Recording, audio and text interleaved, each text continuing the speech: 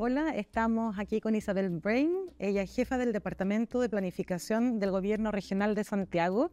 Muchas gracias, Isabel, por darnos tu tiempo en esta entrevista. Gracias a ti por esta entrevista también, por esta conversación. Mira, tengo algunas preguntas que tienen que ver primero con tu trayectoria profesional, personal y luego con la relación con la planificación urbana, con las ciudades. Y lo primero que me gustaría preguntarte es, de acuerdo con esa trayectoria, ¿cómo surge tu interés por abordar temas que tienen que ver con la ciudad, la planificación y en particular con los problemas que tienen las ciudades?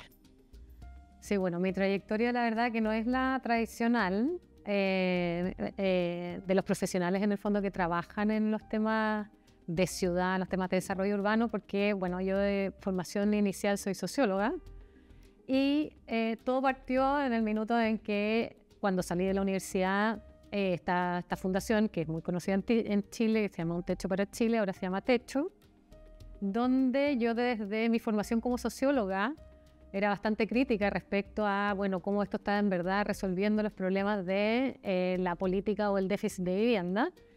Y ahí le propuse a esta fundación crear un centro de investigación social que fuera capaz de alguna manera de medir el impacto de lo que hacía la fundación, que fuera capaz de alguna manera instalar el tema de una manera más seria y con datos. Y a partir de eso, y de generar investigación y harto movimiento con harta energía en ese minuto, terminé siendo invitada por una fundación americana, el Lincoln Institute of Land Policy, a encabezar un programa que se llamaba en ese minuto ProUrbana. Era un programa de apoyo a las políticas urbanas y de suelo en Chile, en el fondo con un foco de estimular de alguna manera el debate sobre las políticas de suelo en el país, y se instaló en la Universidad Católica. Entonces, un poco desde ahí partí haciendo investigación, porque mi diagnóstico era, de alguna manera, que yo dije, bueno, me topé con esta comunidad donde había muchos arquitectos también urbanistas, donde había mucho como conclusión respecto a los temas, pero decía, bueno, pero ¿dónde está la data que informa esto? Entonces dije, bueno, mi contribución a este mundo, que era relativamente nuevo para mí, no obstante existe toda una rama de sociología urbana, ¿sí? Voy a construir generando data que pueda de alguna manera respaldar el desarrollo de propuestas de políticas de vivienda, de desarrollo urbano y así. Y en ese andar, generando evidencia, decía, bueno, ¿por qué si uno le presenta la evidencia a los que toman las decisiones de política pública, aún así no hay cambio? Yo derivé en que había un problema como de ética. Decía, bueno, hay un minuto en que uno tiene que tomar una decisión, y ahí estudié, incluso tomé un máster en filosofía, donde lo que hice fue hacer mi tesis en los temas urbanos, propiamente tal. Hice hablar a Jacques Derrida, que es un filósofo francés experto en deconstrucción, sobre la ética del habitar urbano. Bueno, he estudiado políticas públicas en Estados Unidos, estudié un doctorado en planificación urbana en Inglaterra después de eso. Entonces, al final mi trayectoria académica, yo siempre lo que digo es que lo único que se sostiene de alguna manera como incólume es que siempre me he dedicado a los temas urbanos, a los temas de política de vivienda, y como dicen los fenomenólogos en filosofía, desde todos sus escorzos, digamos, de todos sus bordes, desde la sociología, desde las políticas públicas, la filosofía y la planificación. Entonces, de alguna manera, tengo esta como doble inquietud sobre las materias urbanas desde un enfoque y una entrada mucho más académica, pero también una desde las políticas públicas, digamos, porque al final hacer ciudad también significa de alguna manera tomar decisiones. ¿Ah?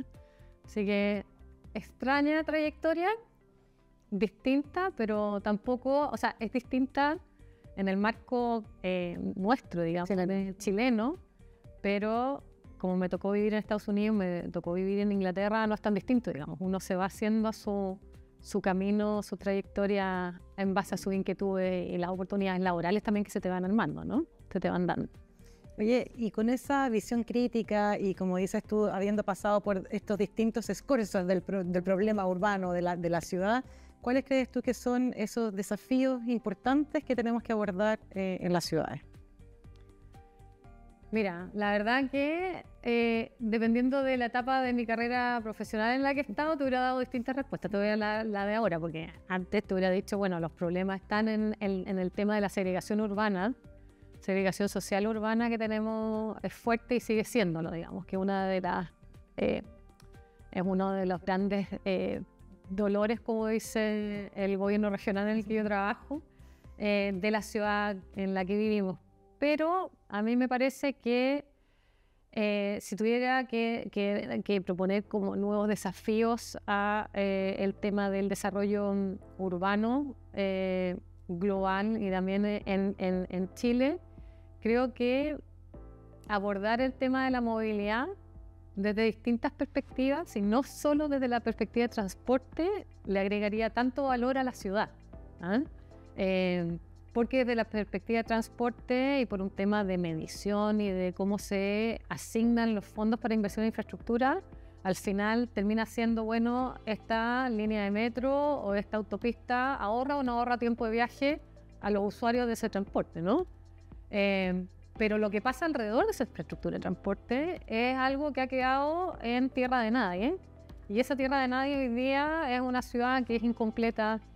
Es una ciudad que en el fondo no está pensada para quienes la habitamos, para hacerla más amigable, que genere bienestar. Entonces yo creo que abrir en la discusión sobre la movilidad no solo permite de alguna manera mejorar lo que decía el tema de, bueno, para qué se construyen las ciudades, digamos, o para qué tipo de calidad de vida generamos con estas decisiones, sino que también permite y toca los desafíos del cambio climático, porque al tú hacer que la movilidad sea activa, que sea más amigable, que sea más sustentable, también vas de alguna manera generando ciudades que son compactas, que consumen menos suelo agrícola o que sirve para otros fines de mantener los corredores ecosistémicos, tiene beneficios económicos. Entonces yo creo que si uno quisiera como tocar un tema que puede servir como caballo de Troya para gatillar muchos cambios a nivel urbano, es pensar la movilidad y de alguna manera pelearle el tema para que sea más democráticamente discutido a los transportistas. O sea, los urbanistas también deberíamos pensar en los sistemas de movilidad. Entonces ves ciertas oportunidades en el tema de la movilidad y cómo se incorpora dentro de la planificación y dentro de las distintas áreas y qué hacer de la planificación. Claro, o sea, yo creo que hay una oportunidad para abordar los desafíos urbanos tratando de incidir y de afectar el tema de la movilidad desde distintas perspectivas. En el fondo creo que el urbanismo ha estado de alguna manera muy pasivo respecto a las decisiones de transporte y de movilidad en la ciudad que parecieran ir por carriles separados. Yo creo que en verdad hay que en forma bastante activa hacer que vayan confluyendo y conversando. De hecho, nosotros desde el gobierno regional hemos estado la consultora Arup junto con Transport for London, la oficina en el fondo de la Autoridad Metropolitana de Transporte de Londres, ha estado asesorando al gobierno regional respecto a los temas de transporte, y no pueden creer que en Chile transporte y desarrollo urbano o planificación vayan por carriles distintos. Entonces, ahí es donde yo veo que hay una oportunidad de alguna manera tratar de ampliar la conversación, de meterse en la conversación de los transportistas, donde también hayan urbanistas, hayan sociólogos, hayan salubristas públicos, hayan otros actores que de alguna manera enriquezcan la manera en cómo estamos entendiendo la movilidad, ¿sí? Y relacionado con eso, también creo que hay oportunidad en poder de alguna manera empezar como a darle fuerza a todo este concepto que se ha acuñado que se llaman soluciones basadas en la naturaleza, donde de alguna manera lo que se busca es a problemas tradicionales tratar de ver qué beneficios se podrían obtener o qué soluciones podría aportar la naturaleza a esos desafíos, por ejemplo. Entonces, así como el calor extremo, uno lo puede resolver a través de agregar más aire acondicionado, que genera un consumo energético brutal y que no contribuye o que termina contribuyendo más al cambio climático, a ese calor que uno está tratando de aminorar. Es como tú usas la naturaleza para bajar la temperatura, por ejemplo. O incluso yendo más allá, los temas de salud mental de la población. Está demostrado que vivir cerca de un área verde tiene beneficios para disminuir la depresión, para mejorar la sociabilidad de las personas y el bienestar en general. Entonces, más que construir más consultorios o aumentar el número de atenciones médicas tradicionales, ¿por qué no hacemos una política y ponemos parte de los fondos del Ministerio de Salud en financiar más parques, en ampliar las veredas, en reverdecerlas de manera de que se fomente la sociabilidad en el espacio público, la cercanía a la naturaleza que le hace bien a la salud de su residente? Entonces, creo que ahí hay oportunidades en el fondo de penetrar un poco la disciplina del urbanismo con estos enfoques que le entregan de nuevo como nuevas perspectivas o van bordeando sus esfuerzos, tío. Entonces, romper esa dicotomía ambiente construido, ambiente natural y empezar a incorporarlo como parte de un sistema en conjunto. Exacto. De hecho, hace poco estuve en una conferencia de la Comisión Europea en el tema de soluciones basadas en la naturaleza, y ellos acuñan como frase que es working with people and nature, for people and nature. Es trabajando con las personas y la naturaleza, para las personas y la naturaleza como algo que lo engloba, no es la naturaleza aquí y las personas acá. Nosotros somos parte de ese ecosistema y lo hemos entendido aparte, digamos, ¿verdad? Oye, y en relación con esa misma visión, ¿qué cosas crees tú que nosotros necesitamos investigar o que no conocemos o que es necesario abordar y que no hemos abordado bien antes? ¿Cuáles son esas aristas? Mira, yo creo que hay una arista, porque hay muchas, o sea, se ha investigado mucho, es difícil decir que no se ha investigado. El tema tal vez es cómo tú innovas en cómo estabas entendiendo los fenómenos. Entonces, yo creo que un desafío desde cualquier disciplina, en este caso la que estamos hablando, arquitectura, diseño urbano, planificación urbana, es, por un lado, hay un doble desafío que no es renunciar a saber y saber mucho de tu disciplina, ¿sí? Pero por otro lado, es saber hacer permeable la disciplina a otras entradas, a otras perspectivas, porque da la casualidad, en el fondo, que en este caso, cuando estamos hablando de urbanismo, cuando hablamos de ciudad, hablamos de fenómenos que son sistemas complejos. Entonces tú no puedes entender la ciudad solo desde la movilidad, o solo desde los espacios verdes, o solo desde la vivienda. Una ciudad que solo piensa en la vivienda no es una ciudad, ¿sí? Aunque los ministerios son así.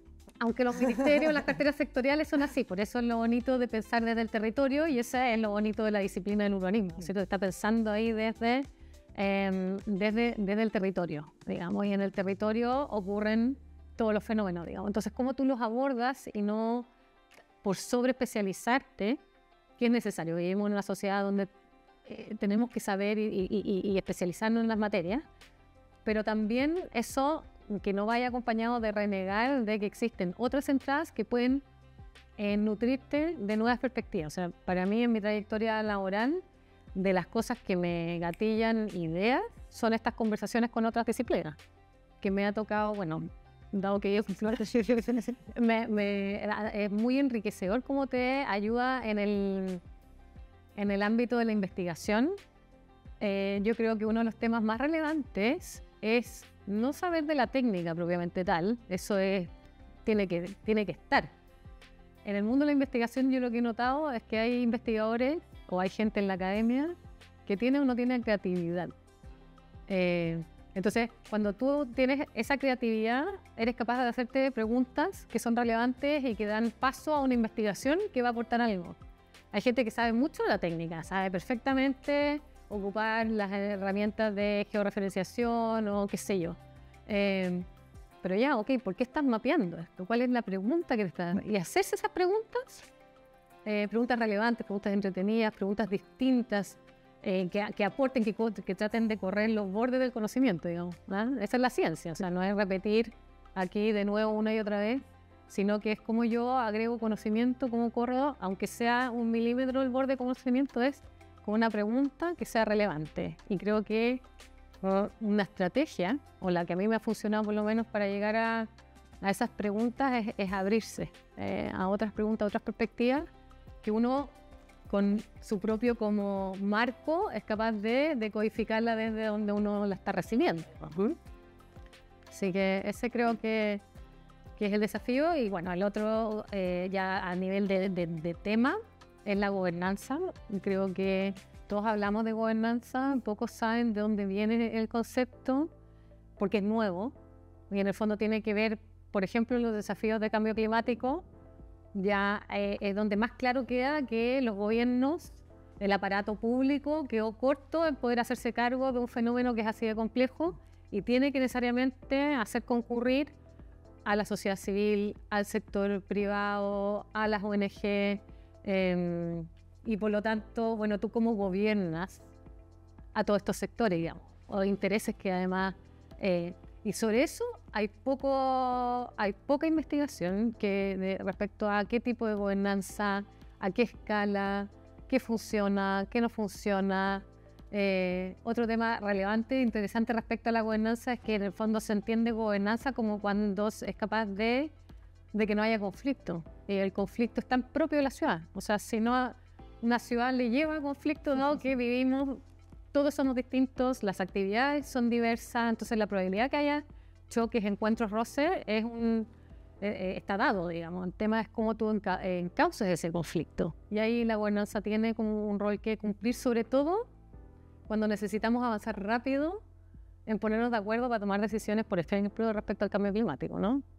¿Y qué prácticas innovadoras has visto tú? Ejemplos de prácticas innovadoras que podrían ilustrarnos o ayudarnos en esa línea.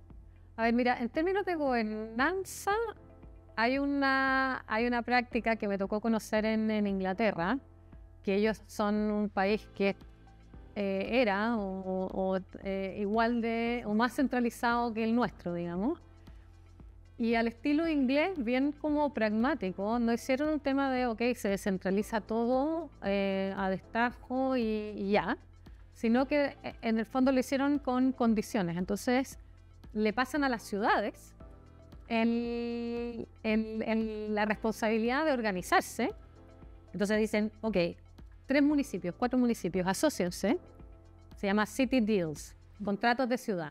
Crearon los City Deals, donde en el fondo le dicen, si usted se organiza, elige a una autoridad metropolitana de estos 3, 4, 5, 10 municipios. Generan un plan a 30 años de transporte, de vivienda, de trabajo, hablan de trabajo permanente, no de trabajo mientras tú generas el plan. Y en temas de educación, nosotros desde el gobierno central estamos obligados a traspasarte las competencias y la plata. Entonces, a mí me parece que esos son términos como de estructura que habilita una gobernanza descentralizada, pero siempre y cuando haya una capacidad que se muestre y que emerge desde abajo, me parece como un caso interesante de mirar. Y otro ejemplo ya más relacionado con soluciones basadas en la naturaleza. Barcelona siempre ha sido como un laboratorio urbano muy interesante. Y hay 2 cosas. Uno es que el diseño de la ciudad debe ser de una ciudad compacta, con una densidad equilibrada, el modelo que yo creo que hay que seguir, digamos, ¿no es cierto? Que aquí hemos crecido hacia la periferia de suburbios con las parcelas de agrado o hiperdensidad, o sea, desequilibrio hay para repartir, digamos, pero en el fondo, ¿cómo tú logras una ciudad que sea compacta y con una densidad donde lo que hace es generar valor y no solo costo, digamos? Eso por un lado, y lo otro, bueno, el experimento que hicieron hace poco con estos corredores verdes, donde invirtieron la proporción de espacio para el automóvil versus para los peatones. Entonces tú ves unas avenidas enormes que son para caminar y una vía por lado marginal para que pase el transporte privado e incluso los buses, digamos. Entonces ahí es cuando uno dice, bueno, ¿qué significa innovar en desarrollo urbano? Bueno, significa en verdad cambiar las prácticas de cómo vivimos, ¿no? Y ahí para hacerlo hay que ser, como dicen los gringos, hacer bold moves, ¿cachai? Como arriesgarse y tomar esa idea de invertir en ese cambio. Sí. Bueno, la última pregunta que me gustaría hacerte es, ¿qué le recomiendas o qué le dirías a las futuras generaciones de arquitectos, arquitectas, planificadores urbanos, diseñadores o quienes trabajan, quienes van a ser la ciudad del futuro, esas personas que van a estar a cargo de construir esas nuevas, diseñar y planificar esas ciudades. ¿Qué les recomendaría? Bueno, yo les recomendaría algo que yo creo que ya dije, que es esto de estar abierto, de ser permeables. Las disciplinas necesitan abrirse a el estímulo de otros, ¿sí? Porque al pensar que eres autocontenido y que puedes resolverlo todo, sobre todo cuando estamos hablando del fenómeno urbano, que es solo complejidad, digamos, es muy miope, digamos. Entonces, yo invitaría a todo aquel que se dedique al urbanismo que se abra a ser inquieto, a otras conversaciones, a otras disciplinas que le van a aportar, no es que van a desdibujar su disciplina, sino que le van a aportar a su propio quehacer. Eso creo que es relevante, y ya como en lo puntual, así como si uno quiere pasar su mensaje, es que yo, sin ser arquitecta de formación y habiendo llegado al urbanismo más tarde, lo que he notado es que en la disciplina se nos olvida que las ciudades surgieron como espacios de intercambio y fuentes de empleo, eran mercados que después se van estabilizando. Entonces, el urbanismo termina siendo la disciplina o el diseño urbano donde se diseña el parque, se diseña, dónde van las viviendas, pero ¿dónde está el trabajo? O sea, el dónde trabaja la gente es fundamental, y tenemos que saber pensar en, por ejemplo, como hacen los ingleses, que definen áreas de oportunidad, y un área de oportunidad en Londres, para la planificación urbana de ellos, es donde caben al menos 5.000 viviendas y al menos 15.000 empleos. Y al definir eso, dicen, acá hay un área que se puede potenciar, y el transporte tiene, por lo tanto, que llegar, o sea, las conectan. Entonces, creo que mensaje para los urbanistas, diseñadores urbanos, arquitectos, no olvidar el trabajo, el dónde trabajamos, y que las ciudades son ese lugar al que concurren. De hecho, los procesos migratorios tienen que ver con eso, ¿dónde está el trabajo? Bueno, muchas gracias, Isabel, por darnos tu tiempo para esta interesante conversación. No, gracias a ti por la oportunidad. Que estén muy bien. Sobre tú.